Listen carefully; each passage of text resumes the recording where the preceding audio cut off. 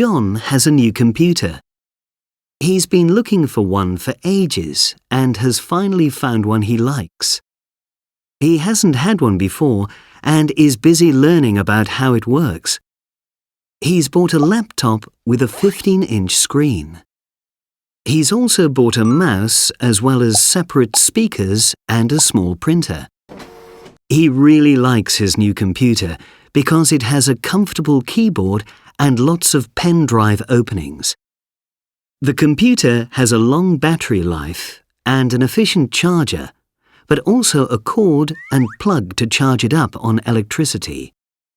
John's friend Susan is showing John what his new computer can do. They've been browsing the internet since breakfast. She's explained to him 3 times how to download podcasts or files and put them in a folder or edit them. Up to now, Susan has been using a desktop computer, so she's really enjoying using this updated laptop.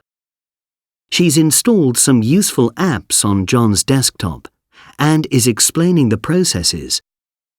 John is beginning to look confused. Maybe they should take a break.